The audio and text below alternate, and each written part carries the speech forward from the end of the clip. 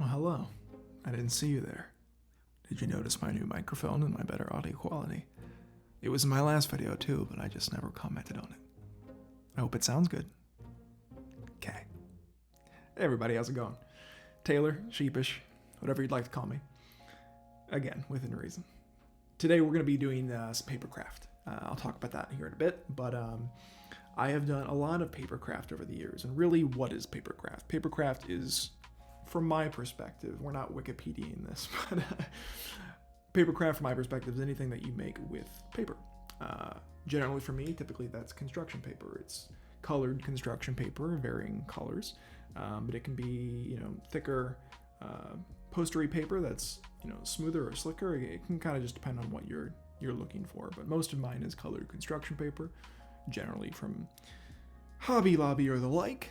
Something with good texture and thickness as well as good color is always preferred, especially if you want to be durable and dependable and, well, I guess just be able to keep it long lasting. But yeah, this is something that I've dabbled around with a lot over the years, and I've always really enjoyed it. So I wanted to share that with you. Always looking for new things that I can show to the channel. And I've done a lot of different projects over the years, so I hope you enjoy this one, and hope that this setup and this location isn't too weird. This is what I did for the filming of the rest of the video beforehand, so we're just keeping with this for the sake of this video as opposed to you seeing all my fun toys behind me. But anyway, yeah, hope you liked the video. If you do, stick around. We got more coming, and yeah, until next time. See you then. We're doing something a little bit different this time. So what we're going to be attempting to do is having two cameras. So I've got the up camera that you can see here. I've got you facing me. I've made this one look a little bit less pretty. It's the weaker camera, or the less set up shot, I suppose, compared to the down camera, because I want to focus on the art, obviously, not me. So stop looking at me. But we're going to try something. We're recording on two cameras at the same time, so hopefully this all works out. Hopefully it looks good. Let me know. What are we doing today? Well, if you saw the title, we are actually looking at my papercraft, or all of my paper art. So you might be thinking immediately, why the hell are you showing me a drawing in a sketchbook? Because this is all relevant. So we're going to go through all the papercraft I've made. There's going to be a lot of images that will just be pictures, that won't be video, and I'll show those here. Once those kind of cycle through, we'll jump back onto this side. So yeah, we'll go through a couple of those first. I'm going to try to do this in sequential order. So start with those, we'll come back, we'll jump around, mix it up wherever we need to. But for the most part, video will be focused right here. Okay, see you then. Well, thanks, me. I'll take it away. You son of a bitch. You just had to wait till I started talking, didn't you? He did. He had to wait. Well, we'll give him a second here. You done? I hope so. All right. So, as I was saying, we are starting with one of the first things that I ever really made. I dabbled around with little things here or there over time, but one of the first things I ever made, and this, it's going to look blurry. Some of these photos are going to look better than others, obviously. So in the process of going through to find content for my channel, just looking through all my old art projects, it was spread out over a lot, right? Some of these I just have like photos of the process, and I wanted to make sure I could show as much as I could to make sure it's understandable and honestly more interesting. If I'm just showing you a final piece all the time, it might not be that interesting to look at because you won't have a full perspective on how that came about. So anyways, in the process of doing that, I had to go through my external hard drive, all of my sketchbook, my art binder, 2 old computers, and I had to go through 3 old phones that I had to power up and see if they still worked. One of them barely worked. It loaded finally after 20 minutes of trying to charge it. It only gained a few % of battery life, and it had additional photos that I was looking for. The problem being is that some of those were corrupted files that were no longer actually synced online, so I could make duplicates of them, but I couldn't get high quality photos. So a few of these, and through future videos when I show some older projects, there will be a couple of photos that I want to show because they show good middle processes or beginning processes. However, the quality might be a little lesser, so something to be expectant of, and I hope you understand.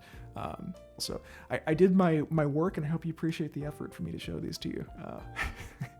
Who am I kidding? I'm the one who want to show them. You don't care as much as me. But first, yes, let's take a look here. We're looking at my cat with a paper dragon head on her head. This is Luna. Yeah, so I'm going to show you this one, and I'm going to go to the next one right away because they're the worst quality photos. But it's showing you the general scale and the fact that I did make this for my cat. So let's go to the next one, which shows it in a better quality. So as you can see here, it's rough. There's nothing too crazy about it. But what I did is I had a sketchbook, and I took that sketchbook and I tore out the paper.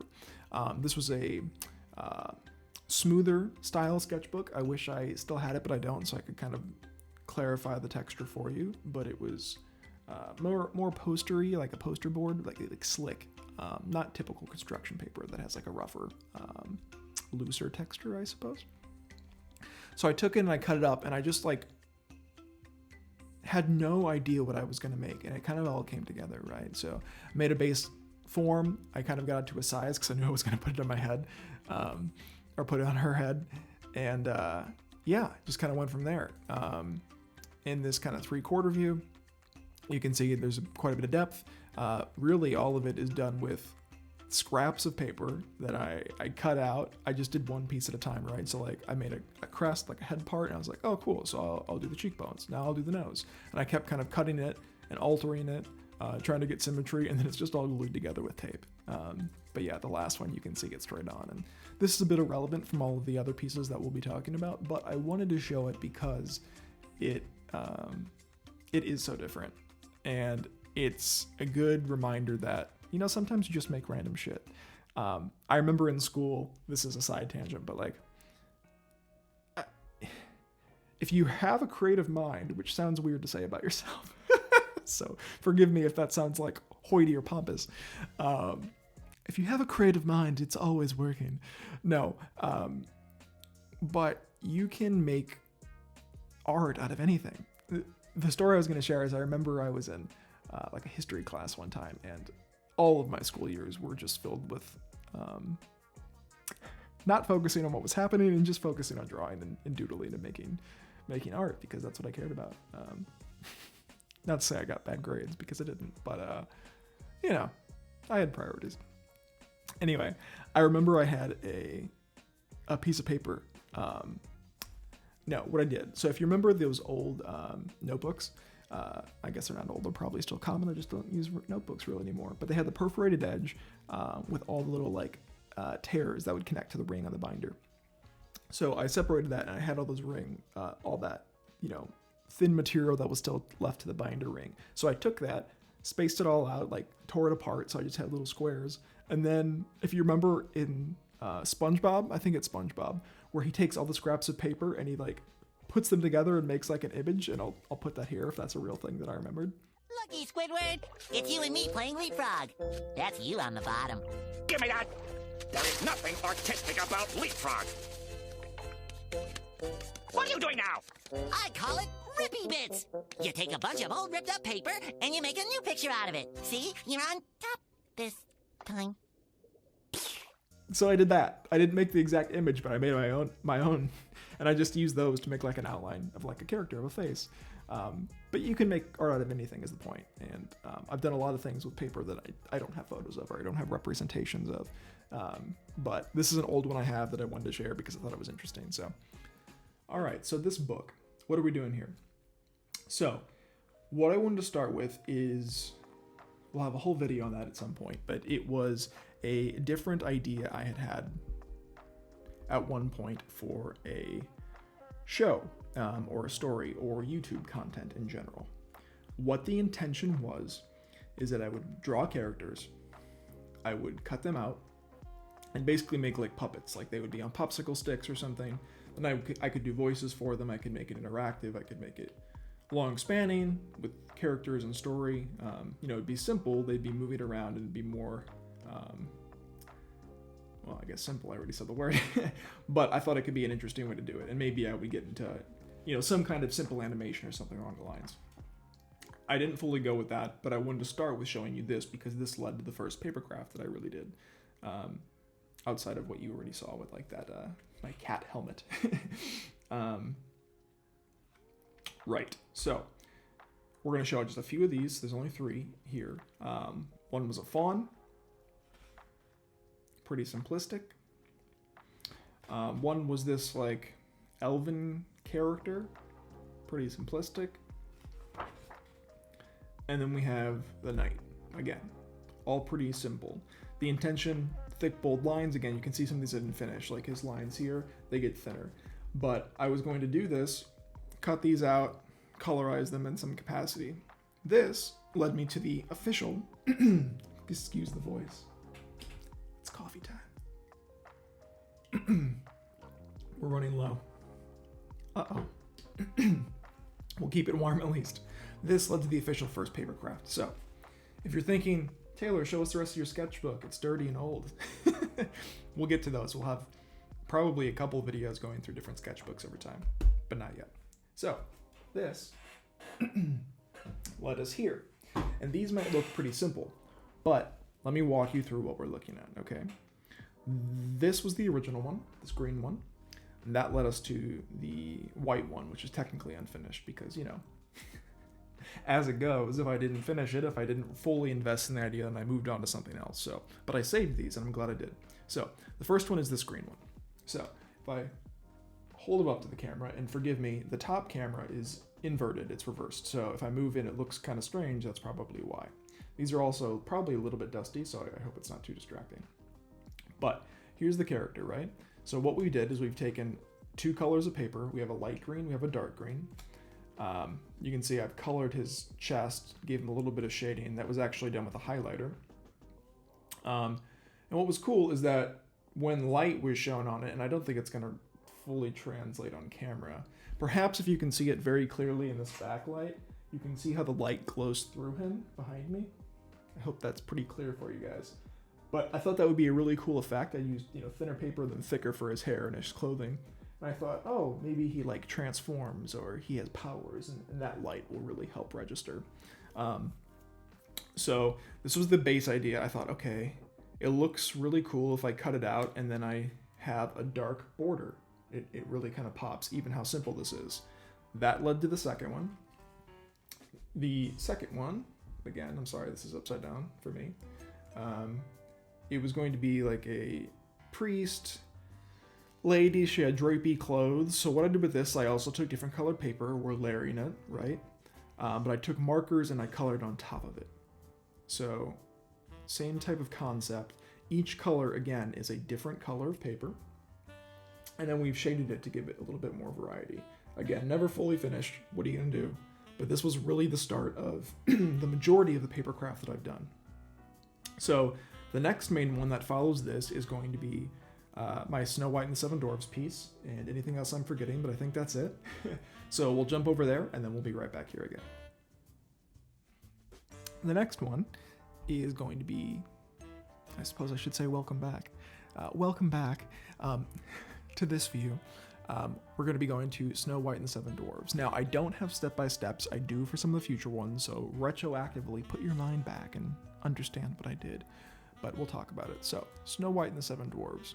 We'll do this, I've got 2 images. We've got this final shot of them all at the ground, and I've got one where I'm posed in front of it. Oh yeah, get ready. So, this shot, it is the Seven Dwarves. So, I didn't really know I could do this until I did it. These are large, and you'll get a sense of scale in a minute. So I was limited very heavily by the colors. So standard construction paper is extremely limiting in the color range that you can have. So for this, I specifically found paper that had a large variety of colors so I could choose from. Because you can see, like, a lot of these dwarves have similar colors, but, you know, there's like roughly 3 shades of like a yellowy brown color alone. So trying to find that and make the dwarves not look identical and still have their own personalities was hard.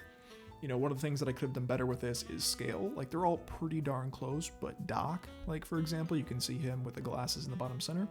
He's a little bit smaller. You know, I was using images that I found on Google, and I didn't really scale those to give myself a good perspective. And I didn't even print these out. Like the fact that these came out this well is kind of freaking crazy. So the ones I'll show later, you know, the process was getting a photo, printing it, and then kind of duplicating that. That is not how these went.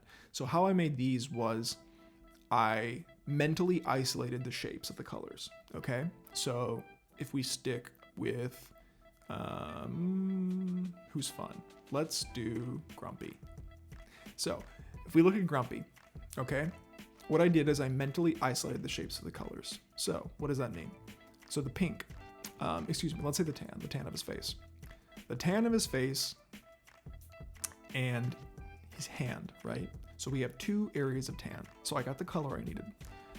What did I do next? What I did next is I understood that there were layers, okay? So as you can see, his bright pink nose overlaps part of his face. So I didn't want that pink nose to be weak. I didn't want it to have not a lack of support, right? So it'd be super flimsy and break off. So I made the face protrude behind the nose. So that tan color of his face actually fully extends to the entire shape of the nose. So when I made the pink nose, I duplicated that shape and just glued it on top. We obviously provide a dark outline with a Sharpie afterwards, and that's what gives you your separation and makes it look distinct. But I layered it deliberately. So again, how I did this was I looked at that shape. I was like, okay, I think I understand the shape this needs to be, plus also accounting for the underlying support structure. And I sketched it. I just sketched it on the piece of paper that I needed, made sure it was a good size, and then I just cut it out. And I kept doing that over and over again. And the fact that these are all so close in scale, again, is insane because like, I was kind of just like in the zone when this happened, and I made them all pretty quick for my niece's birthday one year. This was several years ago at this point, like maybe like 2017 or something. And yeah, I'm astounded because if I would have like looking at it now, I would have been like, there's no way I can get these all to the same size. There's no fucking way I can do that. But yeah, somehow it worked out. I have no idea how. But yeah, you know, like even like if we're staying on Grumpy, right? Like even like his red undershirt, like I had to account for that to be the right size. Again, if it was an area that wasn't separated by something, I tried to make sure that that area was the proper size for one piece of paper, to put that in perspective for you, right? Because if it was multiple sizes paper, then you would be seeing a seam. That would ruin the illusion of the image that you're making, right? If I had a big dividing line between 2 sections of red, like let's say on his arm, you would see that very clearly. So that means that any red that you see is either separated by a different color deliberately in the artwork, or it is one solid piece of paper. And that is, again, to help keep uniformity. So some of these were pushing the damn limits with how close I could get them. But yeah, overall it just worked out, and I guess that's all I can really say. It was fortunate, and I'm not quite sure how. A little bit of magic. But yeah, these were a lot of fun. They took a while, but were really fast because I kind of had a deadline, right? So I had to book through it.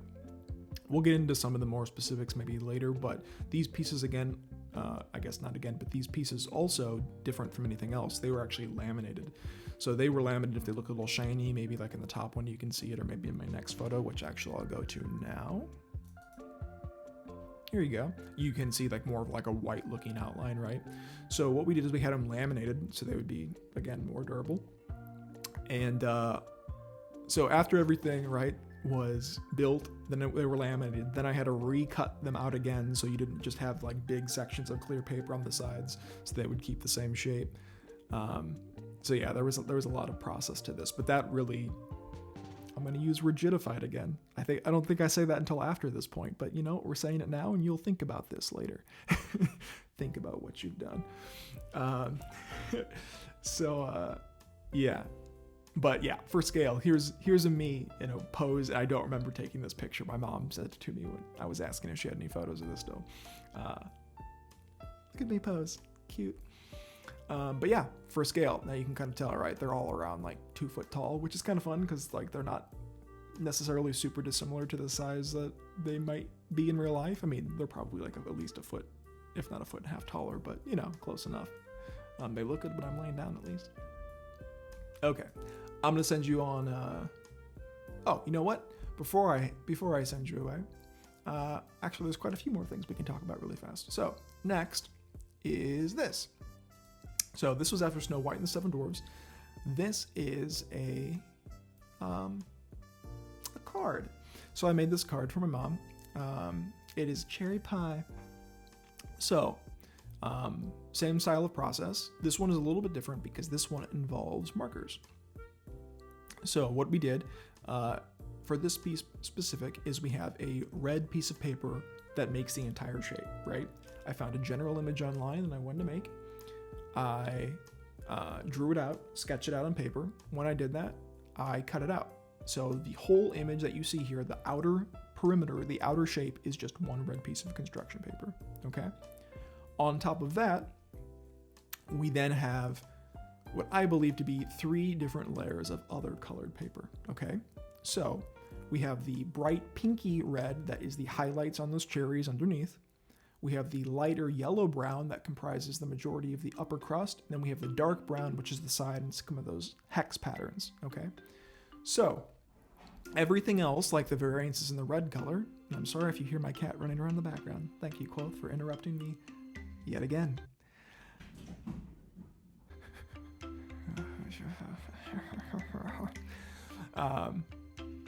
All you see is the dark red color. That is marker. That is colored. Oh my God. I hope it stops sometime. And then we've done black Sharpie for the outlines. The whole world is ending outside of my room right now. Okay. But yeah, we glued those layers together. We figured out how they need to be formed, cut them out, glued them down, and then we take, again, Sharpie on top to outline them, make those shapes feel distinct, make them pop. And then, like I said, I've done a red marker to add some depth to the inside of the cherry pie, some browny yellow color to give some shading to the upper pie crusts. And yeah, this is kind of a weird one-off piece, but I really liked how the layering effect and how it all came together. So that was this one. Okay, so that has come all around. Snow White and the Seven Dwarfs piece were definitely the biggest ones I had ever done. And I'm sure I talked about that. After that was finished, I was again looking for a way to make a story, make a new idea. I wanted to make YouTube content for the longest time. I didn't know how to do it. That led me to wanting to make a animated skit. I started with Papercraft again, and we'll get into that whole story of that specific animated project later. It's going to be a whole different topic because I think it's really interesting and there's stuff to go along with it. But we're going to focus on just the Papercraft for now. Okay, so I'm going to move these two out of the way. I'm going to keep the green because I think it looks nice with the wood and helps contrast some of what we're seeing here. But that brings us to Vegeta. Yes, I'm the Prince of all Saiyans. Bow before me. Sorry, I didn't practice the voice in advance and my throat's dry, so I'm sure it didn't sound great. You know, when you see the video that I make later, and this is, yeah, all just a teaser for that video, I hope you like it because I put a lot of effort into it. So, I will have photos showing how we got here, and I'm going to insert those now, so take a look. Okay, next up is Vegeta, which I've already done the voice. Don't ask me to do it again. I'm not going to do it again, okay? You couldn't, no. Stop, come on. I am the Prince of all Saiyans. Final Flash. Kakarot. Sorry. Anyway, on to Vegeta. So, as you can see here, this is a really good representation of how this really starts when we start out, right? So, we have multiple layers of paper all glued down. I'm sorry I'm drinking water. I know I look like a traitor. I ran out of coffee and I don't want to go to the kitchen to get more. I just want to finish recording, okay? I want to change out of these clothes already, but we're stuck in this until we're done. Where are my sweatpants? As you can see very clearly here are the multiple layers of construction paper. It's not glued down, it's sitting on top of itself, right? So you can see the black hair, you can see the skin color, you can see the blue bodysuit, the white overlays for the armor, and the pink, or excuse me, the yellow shoulder pauldrons. I'm not colorblind. So again, what you're doing is you're isolating the color. You're not isolating the individual components, right? So like the white specifically, that is accounting for his chest and his arms. I'm not doing the arms separately because they're touching layers, or they're touching sections of white, which means I can keep them as one piece, which helps make it more unified. There's less breakups of color and less seams. Plus it's help giving rigidity, right? You have larger pieces of paper, which help give more strength. There's less seams or points where it can bend. So this shows that. The next image, and again, there was probably some blurry ones here. Yeah, this one's blurry, but just for the sake of it, I've glued it down. I've added a little bit more layers. You can see I've added thinner white pieces because they just wouldn't have stuck to the original one so well. And they work well with transitional angles and where they meet up, so I can hide those pretty easily on the final piece here. But you can see I've sketched out maybe some of the facial details. Originally, I was going to draw it all on just his face, like his eyeballs, and then I was like, no, I can do individual pieces, which we'll get into in just a little bit when you see the full video and me in the other setup. But we've inked out like his ear, we've inked out some of his chest into his neck, so that kind of shows you how that starts. The next image, roughly the same, still blurry, so I apologize, but it shows you some eyes, it shows you some further ink details on his face, a mouth that opens? You don't say. Wink, wink. That was weird. Next one. Here's a close-up image that's better, roughly the same thing, but again, you can kind of see more clearly. And here we have, oh, I suppose I should have said in the last one, but, or maybe not, I think I skipped one. Yep, I skipped one. So here's this one. Pay no attention. Here's this one. This is a clear photo. It shows the whole thing fully inked. So you can see distinct separations. You can see details. Again, generally I would rough these out with a pencil. I would go in with Sharpie or a fine tooth pen, depending on what I'm doing. I decided to give some contrast to the hair, so I added lighter pieces of brown to really help highlight that and show some depth. But yeah, overall this went pretty well, nothing too crazy. The thing you need to be careful about when you're doing inking on top of this paper is that it'll have to take a while to dry. So if you do mark over it, you don't want to run your hand over it again. If you do that, you will smudge that. And guess what? On not paper, it's not forgiving. You're going to see that. If you look closely for his deeper shoulder there, you can see there's a little bit of smudging. So like you want to ink it, you want to not go over that until it dries. Or else you will get that smudging. And again, on this texture, which the texture of the paper is really kind of the best part. It looks pretty cool and gives a lot more weight to the piece, I suppose. It looks like there's way more detail than there is, but that texture can be unforgiving if you're not careful. But yeah, the next one is him a little larger. I decided he needed a little bit of a lower abdomen. He looked too short. I was like, what the hell am I gonna do with this? He's gonna be me sitting at a counter the whole time. I can't do much of that. So I made him a little bit taller so he had more play. So I added that on. That was a secondary thought, but it was well worth it to do that. You can see it just gives him a much more presence here. And again, some little things to look forward to up top. We'll talk about those in a second. So yeah, I'll send you back now. Okay, so that has got us to this point, right? So what are we looking at? I know I've talked about it. We'll iterate again. All different colors of paper. We've got, black line work with a Sharpie. Again, forgive the camera fubbling. We have, layers. If I flip it over, oh, what is this? So we have popsicle sticks, expertly glued on. You can see the individual layers of color, right? So I wanted to give it a little rigidity. This piece is pretty thick, so it's not so flexible. He's so wide with these shoulder pauldrons that he was going to be real flexible, and I wanted to have rigidity, right? So I could stand him up, I could move him around. So why is there a clip, a paper clip, or clothesline clip, whatever you want to call it? It's wood. What was the intention? So, look at his mouth. Look at his mouth. What is that for? So, if I bring in some of the other pieces that you saw along the way, we have some e-balls and some moves. So, I don't think I have any. Oh, I do. So, as you can see in the back of here, there are magnets. So the magnets would stick on here, and they're not great quality, which is why this exact process never worked. You can see it sticks on there. Now, if I did one that was an open mouth, and if it's lined up decent, which it's pretty decent, if I open it, it looks like he's talking. I was pretty happy with that, but you can see it doesn't hold up. It fell off. The same concept was with the eyes. They're magnets. There's a magnetic strip here. It's really weak is the problem. But technically it holds, sort of, as you see it droop down his face. So the thought was you could interchange eyes, you could interchange the mouth, and I could, custom edit between those.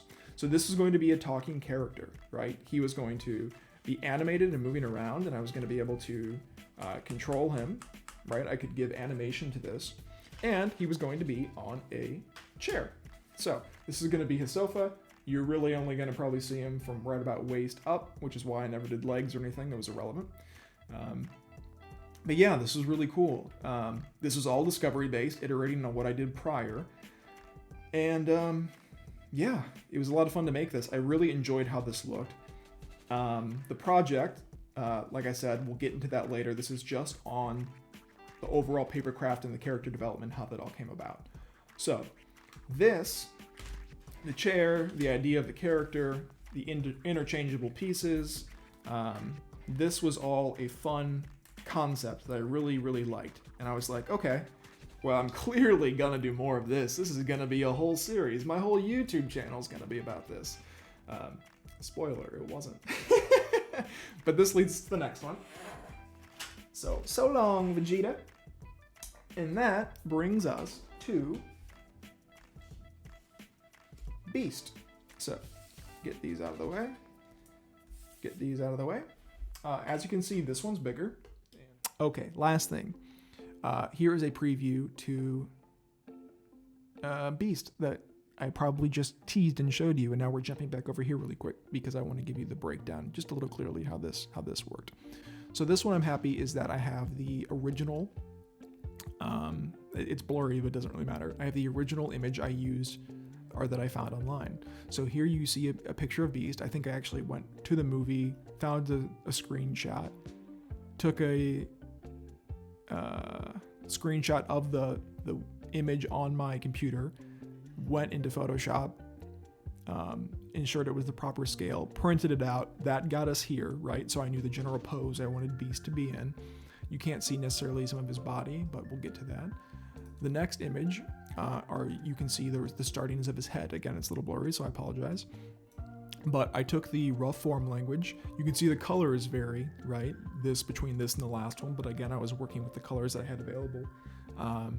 They're not quite as warm, but I had enough variety in similar colors to what was there that it would still translate and show the character without being muddled, and it's still, I think, pretty readable. But you can see the layered colors that are all here. If you look closely on the forehead, which is probably hard to tell because it is blurry, but you can see some pencil lines where I knew I was going to be laying down, hair patches to distinguish that form a little bit better. If I go to the next image, same thing, but again, you can see another color. So I guess I had like 4 colors of brown roughly. And you can see just how it's starting to come together more. None of those, I believe, are currently glued down except for maybe the dark brown and the yellowy brown, perhaps. But I know the chin and eyebrows aren't, let's say that at least. Next image. Now you can see we have a bit larger head. We've given him a neck. We've given him a cape to have shoulders, make him a little bit broader, give more layer. You can see, obviously, it's not glued down because you can see the shadow, which helps delineate between the head and the neck.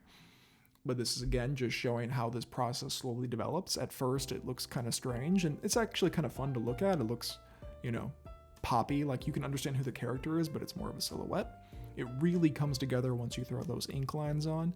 But again, that is a little intimidating once you really dive into it. Next image here is him almost done. We've thrown the white undershirt on.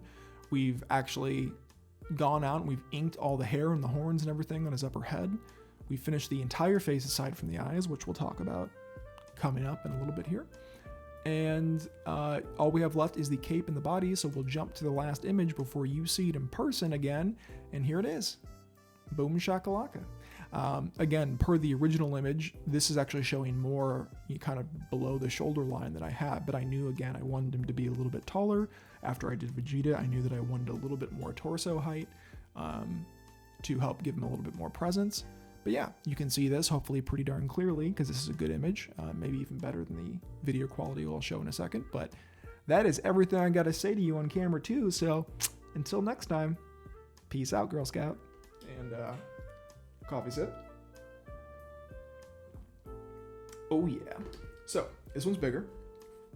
As you can see, same exact ideas.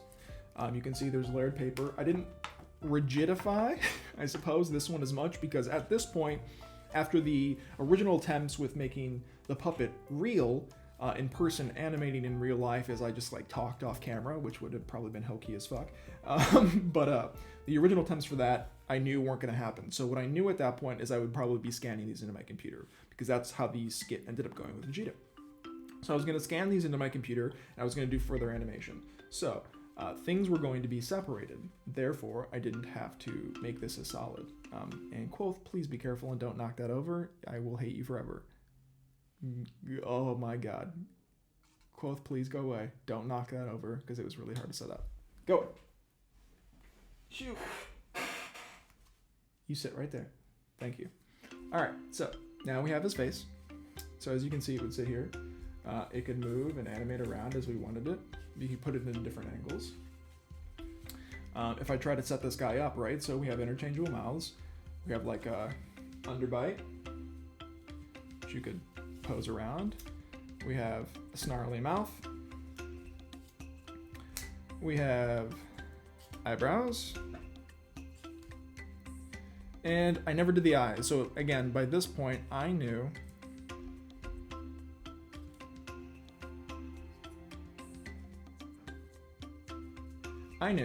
that I was gonna animate it digitally so I could have a mouth, I could have eyes that would be hand drawn, digitally drawn, excuse me, not hand drawn. This is the kind of the basic idea of how he was gonna look right when we were done. But yeah, you saw the process for how this went earlier. I showed the external pictures of how this was built to show it very clearly for you. So that was Beast. We will pile these pieces back up. And we will move on to the next one, which is the last one, actually. So, goodbye, Beast.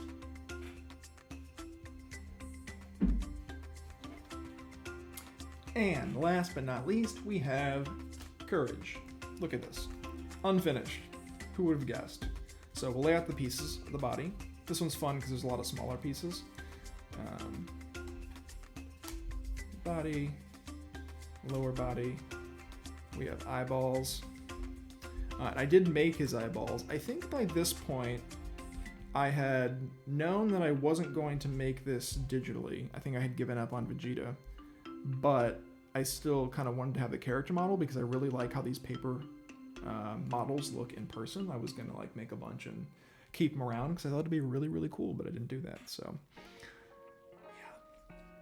So this is just a standard printer die, nothing crazy here, but this is going to be a template for these eyes. So as you can see, come on, work with me. This was going to be this, right? So once I finish it, it would look like this, as these do. And you can see here, right, how finicky this can be. Like, the edges of this paper can fray. They can look fugly. You can get black smudging around his eyes. I hope that's showing up well on camera. But the texture of this, the thickness of it, you know, it's really fun. Here I did put a black border on the background that was to help thicken it a little bit, right? You don't really want one layer of paper. Again, it's too weak, it's too fragile. But if we assemble this guy a little bit, right? So I did do two heads, by the way. So this head was going to be the extreme head. I tried to at least do like one or two on each. The teeth weren't going to, I think, stay this yellow. I was going to do like white highlights, and again, it was never finished, but you know, for the sake of looking at the whole piece. Courage. So if I assemble this guy, Here are his head. It can move, right? You get the little mouth action. Here is his lower body that you could pose around technically. I figured if you had like a waist joint. I don't remember exactly where these arms go, but I'm gonna say like here, ear, and ear. You know, we have courage. Pretty cool, right? So yeah, that is the extent of my papercraft journey. I hope to make more of these someday. I think they're really fun. I think they're one of the things that they're so simple. I mean, really, they actually are very time consuming to, you know, figure out what character you want to make, find the right photo of the character, potentially, you know, modify it in some capacity, print it out, make sure it's to a good scale you want to have it, transfer that onto the proper paper, making sure you have the right colors of paper, because that can be variable, right? Sometimes we have to make, you know, consistencies based on what colors are available, so we'll get really, really close. I'm sure I talked about it in the Snow White piece a little bit. Yeah, so again, once you put it on there, sometimes the papers rip if you're not careful. You know, we're cutting this out all with scalpel, so we're probably tracing it or hand cutting it out with a scalpel. From there we go and we glue the individual pieces together with super glue. Excuse me, not super glue, with hot Elmer's stick glue. Got it. Then we put it all together. Then after all of that, after all those steps with the paper and making sure it's the right shape, and sometimes it's multi-layered, right? We have the two colors layered together or multiple colors layered together with the mouth. Then after all that, then we have to take marker to it or, you know, a fine tip Sharpie or a pen or something and go around these borders, get these fine edges, get these pupils and dots, and make sure everything pops, right? You can see how plain and simple this one is compared to here once you put those lines on there and it really comes together. So there's a lot of moments of no return where if it goes wrong, it goes wrong and you're kind of fucked. So it can be scary and it can be a little bit intimidating. So one of the reasons why, you know, I knew I didn't want to, again, make it the full focus of my channel. But all that being said, I really enjoy this. I really enjoy papercraft in general in all forms. But I think these little puppets are a lot of fun, and yeah, I hope you enjoyed it. I hope it's again, it's something different for the channel. I want to show all the things that I make, and I've made a lot of different things and attempted to make a lot of different things. Sometimes we don't finish those projects, but what are you gonna do? So yeah, that's all I have to say today. So I hope you enjoyed the video. If you did, leave a like, comment, feel free to subscribe, and yeah, until next time, see you then.